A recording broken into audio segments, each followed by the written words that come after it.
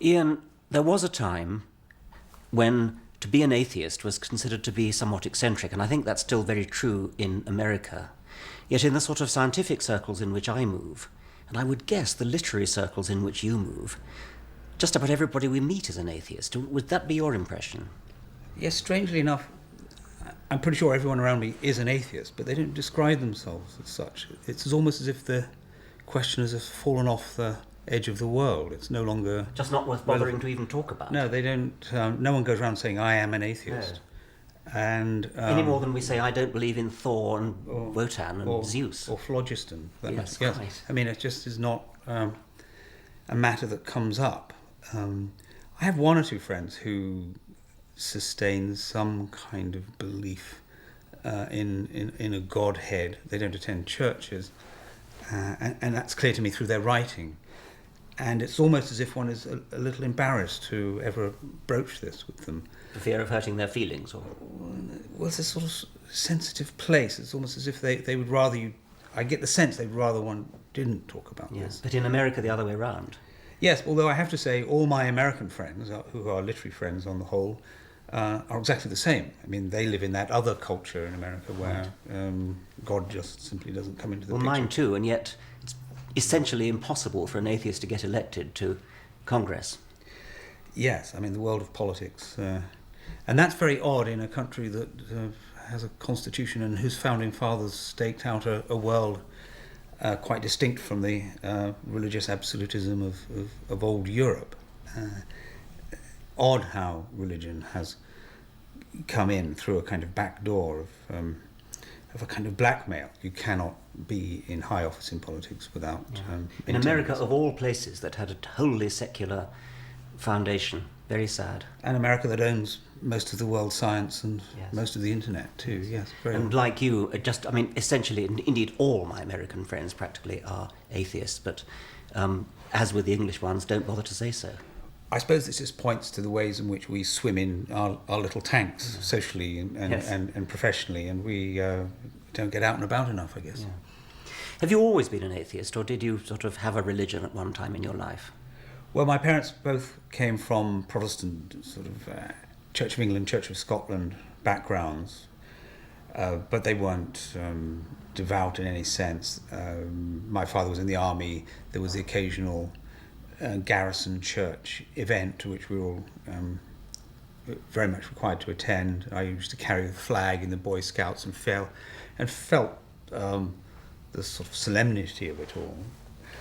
And then, around about the age of 11 or 12, I began to feel that I must, every night before falling asleep, mentally run through everyone I loved and who's close to me in my family and ask for their protection. And it became a matter of real fear that if I missed it out, something terrible would happen. And it was like a self-made religion. It was rather like stepping on the cracks. Exactly. Yes. That feeling that if you went under that ladder or stepped on that crack, something terrible would happen, and this is the point, it would be all your fault. Yes. And I kept at that for a couple of years, and it was my way of falling asleep. But it was not a positive thing. It was really like holding off the demons. Please don't let anything bad happen to my mother or to my father or to my sister. And I would have to go through them in the right order. Yeah. And then, I don't know, in my early 20s, some moments on tops of mountains with mescaline, thinking the whole thing seems to be speaking to me, and perhaps there's a purpose and a design to it, and I really ought to open my mind up to it. But I never really was able to sustain that for more than a few hours. And then, yes, a couple of cracks at...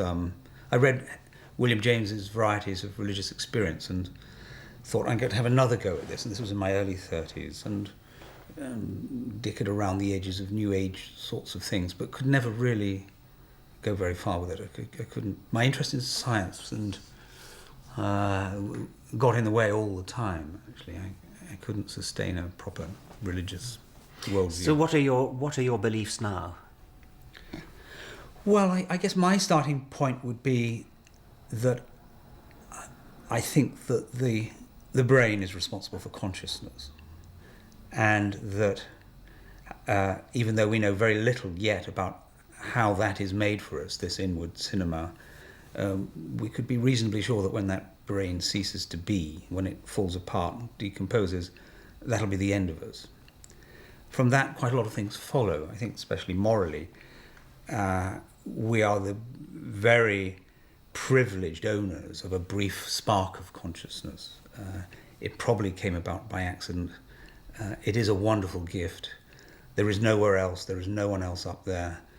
This is our only time, and we therefore have to take responsibility for it. Responsibility for ourselves and responsibility for other people.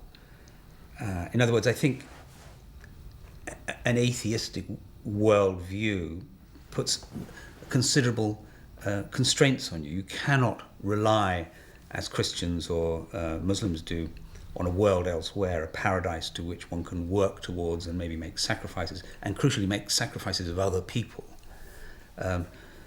Similarly, I don't believe in a paradise in earth in the form of a Marxist utopian state, for which also terrible things happen.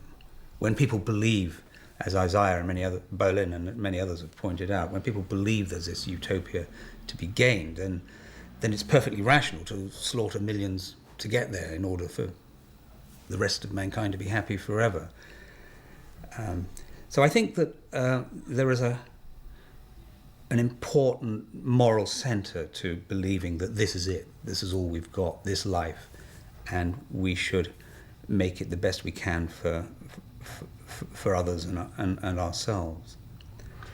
I profoundly agree with you, but there would be many religious people who think almost the opposite, that without a God, without a supernatural being to look at what they're doing and monitor what they're doing, they don't see any reason to bother to be good. They don't see any reason not to go out and steal and rape and do horrible things for purely selfish reasons.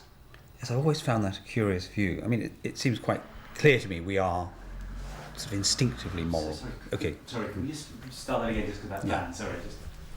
That's always seemed to me a very odd view.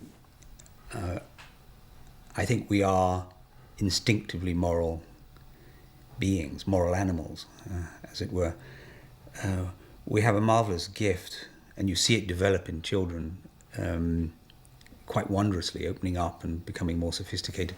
This ability to become aware that other people have minds just like your own and feelings that are just as important as your own. And this gift of empathy, this sense of knowing what it's like to be someone else, and that you can't be cruel to them because you don't want them to be cruel to you, seems to me to be the building block of our moral system. We need that instinctual imagination that can carry us into the minds of others, around which we build a very complicated web of moral understanding. And it's not confined clearly to human animals. We see it in troops of bonobos and chimpanzees, observed with a strong sense of hierarchies and notions of revenge and alliances forming and breaking. We've been social animals for many millions of years, and it's quite clear that religions simply capture that sense and codify it, sometimes in quite magnificent ways. I mean, even as an atheist, I accept that it was quite a remarkable step to build a religion around the idea of love. Turning the other cheek. And yes, I mean, these are quite extraordinary things in the nature of most human conduct. But I certainly don't think that it needs a God to ordain our moral priorities for us. I think we can do that perfectly well, and it's quite clear that we do. I mean, our laws are secular above all. And we did before religion came along, and as you pointed out, religion came on afterwards and used the original morality that was instinctively there.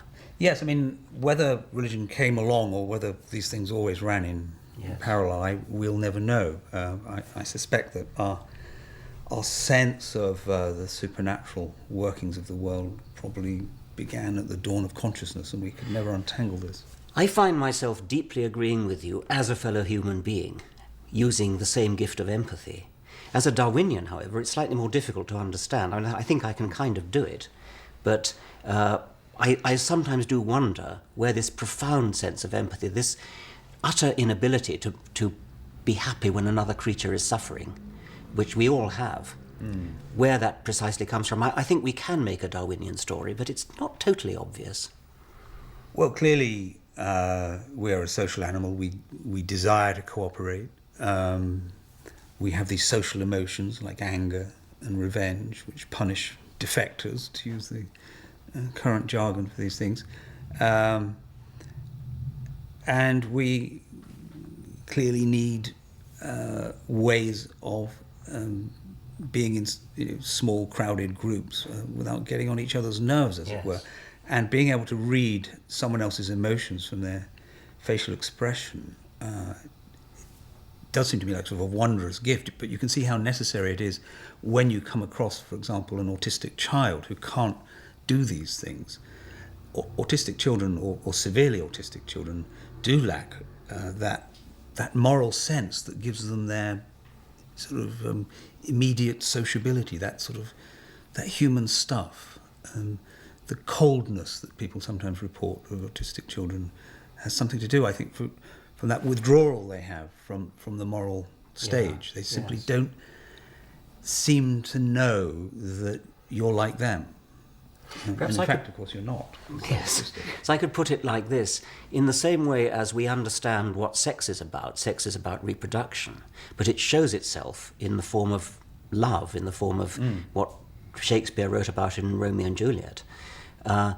In the same way, the Darwinian imperative to reciprocate, to play cooperation games in a Darwinian sense, manifests itself.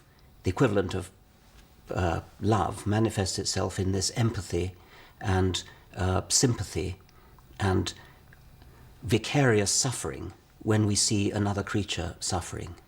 Yes, I mean, it's true that when you have one of the Darwinian explanations of why, for example, love exists, and we talk about the extraordinary long-term vulnerability of an human infant and how love is important in the nurturing and love between the parents of this child, very important for its survival. That does not give you the content. It might give you the cause. And often people sweep aside these Darwinian explanations because they think you're saying that's all love is. But actually all you're doing is saying, well, how about this as a hypothesis that would fit the general scheme of an adaptation? But you're not actually saying, what is it like to be in the inward cinema of a man or a woman who's falling in love?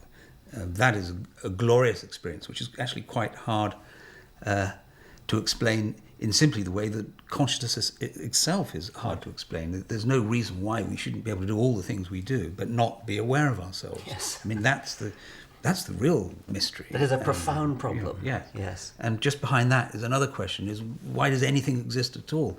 But that brings me to another point about being an atheist. And I must say I do hate this term.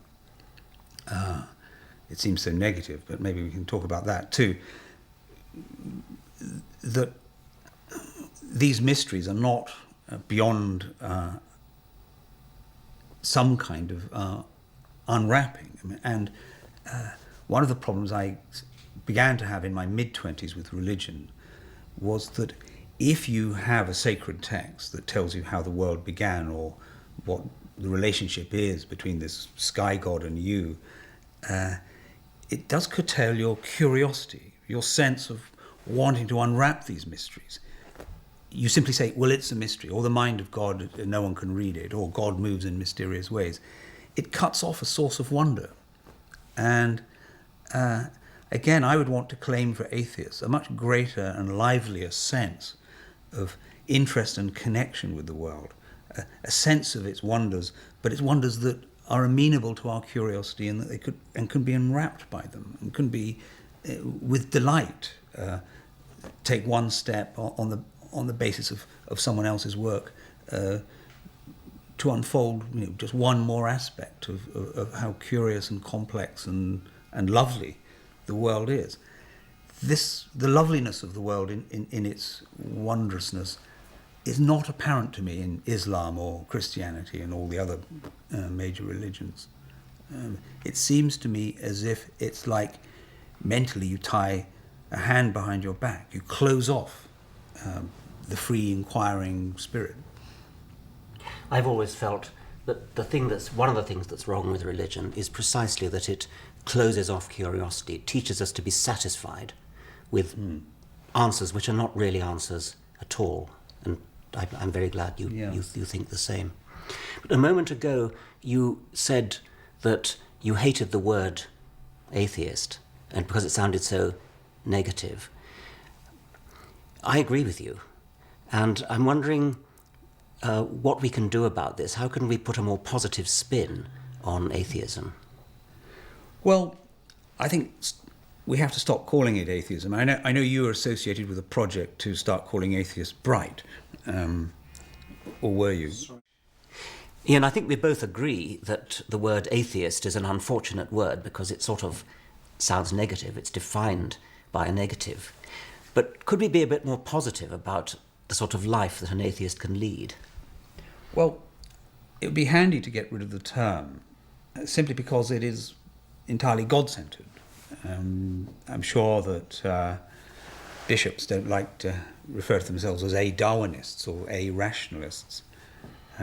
But of course, even attempts to call atheists bright, and I know that you were associated with this project for a while, fail because language isn't corralled in this way, and thank goodness, actually, we can't legislate. Yes, thank goodness, but I mean, it occasionally is. I mean, the word gay is the precedent which the Bright movement tried to But no one made a decision about that. I know. And it just came about, and it just showed you can't quite herd it along in the way. Well, I shouldn't write off the Brights just yet. I mean, I don't know how quickly the gays got going. I can't quite bring myself to call myself bright. You can call yourself a Bright. I don't mind calling religious people dim, on the other hand. That's fine. But no, there is a problem about a term, but I mean, beyond that, I do think that one great mistake, and maybe this is a legacy of the Romantic era, is that we think that all the great feelings of transcendence that you might get in the face of a marvelous piece of art, or the awe you feel in front of a landscape, or the wonderful oceanic sense you have when you feel love for someone, we have this idea that somehow these are incompatible with being rational. Yes. And this is a great problem. There is nothing paradoxical about a rational man or woman falling in love or swooning in front of a Michelangelo. These are the great and wonderful emotions of being an adult human being. Somehow, this terrible word spiritual comes up when one's talking to people about one's beliefs, and people say, well, if you're an atheist, you can't have any spirituality. Well, I don't quite know any longer what people mean by it, but if they do mean the great oceanic feelings, the transcendence, the awe, and I would say, well, I feel that when I go to hear Andreas Schiff playing the Bach Goldberg variations, and I feel it when I'm striding along a high mountain edge in the Rockies. I don't call it spiritual, but I mean, for the sake of just settling a small disagreement, I'm prepared to go along with it. But that's the problem, that somehow to be an atheist is to be a cold logician or a denier of something, rather than someone who says, this is the great gift, short spark of life in an eternity of oblivion before and after. And we must celebrate it and try and improve it for everyone else around us and take our responsibilities for it. Of course, I absolutely agree. There's an odd moment, not an odd moment, a typical moment at the end of an Aldous Huxley novel, I think it's Point Counterpoint, where one of the characters plays a late Beethoven quartet on the gramophone as a proof of the existence of God, and he almost persuades his audience, and it's utterly irrelevant, of course. I mean, Beethoven is marvellous if there's a God, and Beethoven is marvellous if there isn't a God, and it doesn't make any difference one way or the other. What he proves is the existence of Beethoven. Exactly, yes. That's about it. And very wonderful that is. Yes. And as you say, we must make the most of Beethoven and everything else during the short time we have got to do so. They were very lucky when, some chance combinations of genes and a childhood experience or whatever it is throws up, a Mozart or a Beethoven or a Shakespeare, and we must, as you say, celebrate them. We don't need a God to help us do that, but there is this problem when you confront, someone of deep faith. We do not, for some reason or other, we do not accept that religions are simply making statements about the world which may be either true or false, and that when people talk about physics or history or politics, we feel we can pitch in with our understanding. And as I think Sam Harris says in his rather feisty book, if you wrote a book on history or physics or mathematics and someone came up with a review of it that said, it's rather wrong about this point, you said, yes, but that's my history. Yes. I mean, these are my physics. Yes. You mustn't criticize it because you wound me. Yes. Well, likewise, religion surely has to take its place in the world of ideas. And if someone says, well, praying, for example, this mental exercise of asking for special favors and trying to determine future outcomes by obeisances towards the sky god, the praying works. Well, if it's proved to be so, then we must change our science. We must absorb it into everything we know. There's very little that suggests to me that it does, and that children with cancer sometimes die for all the prayers of their parents, and some children live, and some good people die, and other bad people thrive, and it's completely random. And if it did work, if it wasn't completely random, that would be a matter of objective fact, which would be very interesting. You can investigate it. Then you'd have to get investigated. Yes, and that would be, of course, could be done. Yeah, there would be a lifetime's professorship there. But you're right, that isn't done because it's somehow thought to be impolite or ungracious, yes. Somehow going against social convention to even raise the question. It's sort of rude to somebody to question their religion in a way that you would never hesitate to question their politics or their taste in football teams or anything like that. I was at dinner sitting quite close to the Archbishop of Canterbury a few months ago, and I was aware that here was a man with very specific beliefs. I'm really sorry. I was sitting at dinner with the Archbishop of Canterbury a few months ago, and it did cross my mind that we could have a conversation about what he believed and what I believed. But I was completely awed by him, to be quite honest. I mean, he's a man of exceptional intelligence, and given all the usual constraints of ever raising the matter of someone's faith, and on top of that was the fact that he seemed to me a man of some considerable intellect. So it was a great relief to go nowhere near religion at all, instead talk about poetry, about which he knows a lot and clearly takes a great deal of pleasure from. But it's true that we cannot somehow face faith as simply a set of statements about the world that could be contested or agreed. We step round it. There was an Islamist in court just last week who pointed out to the court that this was very inconvenient to be here arraigned for actually a very serious set of offences, because it was an important day in the Holy Calendar. And to my amazement, I read that the judge cravenly apologised. I mean, it just seemed ludicrous. Any more that he should apologise for bringing someone into court for emergency session on a Sunday if they were a Christian. I mean, if you've broken the law, you've broken the law. And it wouldn't have happened if it had been a Christian, would it? I mean, there is a sort of... I get that feeling that yes. we are not entirely free to talk about Islam anymore. Yes. I mean, we might have our freedoms being nibbled away at one end by the government in terms of civil liberties and balanced against our security, but we also are in a situation now when, to be really frank about Islam would cause you to look a little nervously behind you, as it were. We are not entirely free to discuss this subject. And also... I rather resent this. Yes, I do too. But also, in the case of Islam, there is the spectre of racism as well, and the fact that many people confuse opposition to Islam with racism, and no decent liberal wants to be a racist. Yes, I know that people are tying themselves in knots over this.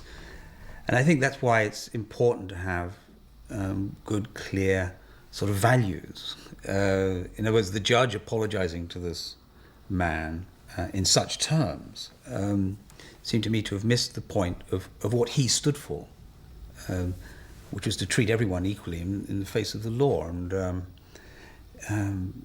Muslims, Christians and atheists must all be judged by the same measure. But yes, I mean, we do have a real problem here. Christians do not really believe in the Bible. That's why one can be a little more relaxed around them. They don't believe in every word of the Bible. I mean, a great deal of Leviticus and Corinthians is full of the most poisonous and murderous intolerance. And clearly the Archbishop of Canterbury doesn't believe a word of it. Islam is at another stage with its sacred text. It is the standard view that the Quran is the word of God, all of it. That is not an Islamist view, it's the view of all of Islam. Unfortunately, the Quran is full of numerous murderously intolerant verses. It has some tolerant ones too, and I'm glad we hear a great deal about those. But we are at another stage with Islam, and especially, I think, for those of us who think there's no one up there, we find ourselves sort of, I think, rather nervously embattled. We have, on the one hand, a section of the liberal left tying themselves up in knots to somehow not really confront issues to do with misogyny and homophobia in Islam, and on the other hand, a sense of a religion that can be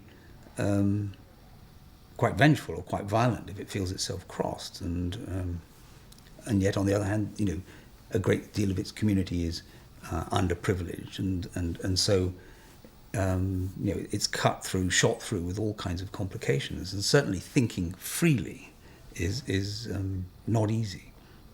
Sam Harris, in the book The End of Faith, makes, I think, a telling point about terrorists such as those controlled by Osama bin Laden and others. He says, the thing you have to understand is that these people actually believe what they say they believe. And once you grasp that, and as you pointed out, Christians on the whole don't, but people like Osama bin Laden and his disciples actually believe what they say they believe. And if you believe that, then I think it would be quite easy to see how you could do things like the 9/11 atrocity.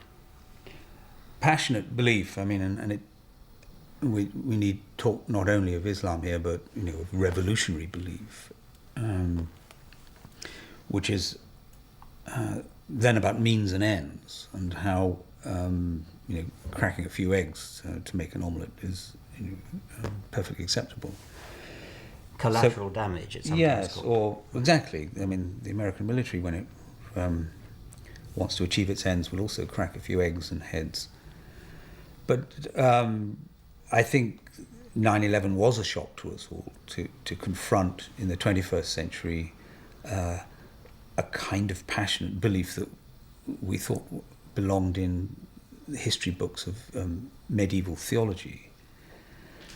The kind of paradise on offer to a martyr seems so time-bound. I mean, clearly is a product of medieval and late medieval thinking. And it's the same Sam Harris who suggests that if this paradise was being conjured now, it would involve, a gull-winged DeLorean sports car or a Lexus, or a plasma screen TV. I mean, the pleasures are clearly those that were around the time of when God spoke, should I say. So it is extraordinary to think, and who would have thought in the mid-70s, thinking ahead to the 21st century, that religion would be such a powerful force in geopolitics. I mean, in the ways that it was during the days of the Holy Roman Empire or the 100 Years' War, 30 Years' War. I mean, what a surprise this is. And how endlessly fascinating, too. To come back to your Darwinian point about morals and superstitious belief, I mean, perhaps we have to confront the fact that we're hardwired for religion, too. You know, that no amount of rationality or science or modernity is ever going to relieve us of it. This is what we are, most of us. But because at least some of us are not, doesn't that give hope that education perhaps might be the answer to this problem?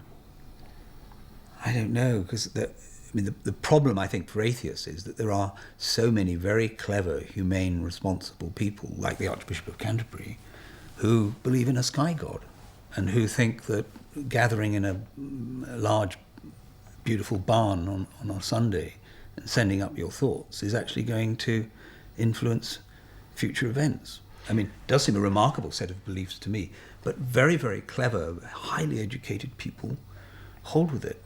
It's been pointed out that if you were the only person who held those beliefs, you'd probably be locked up in an asylum, but because lots of people hold them, it becomes a sort of respectable, accepted thing. I suppose in the real world in which we have to rub along, the only issue here is tolerance. And who will grant tolerance to the 6,000 religions of the world? Well, surely only the secular spirit is able to do this. You cannot put religious tolerance in the hands of one religion. You have to put it in the hands, I think, of the secular authority, which either believes all of them or none of them, but says that they all must thrive alongside each other. They have mutually exclusive worldviews, just as a secular atheistic humanism is entirely at odds with the worldview of a Christian. But somehow we know that it's only the secular state, only a sort of supervening uncaring about religion that will allow us all the freedoms to be as rational or as crazy as we want to be. Which was, of course, the ideal under which the American Republic was set up. Jefferson and Washington and their colleagues were deists or atheists, but what they were passionate about was that America, having been founded by immigrants fleeing religious persecution, should never have to undergo that again. And the only way they could achieve that was by setting up a secular state with no state religion. And they must be spinning in their graves at what is happening in America today, which is rapidly degenerating into a theocracy. One of the most extraordinary reversals in history, isn't it? You have this extraordinary social experiment, America, an immigrant state founded in reaction to the religious absolutisms of old Europe.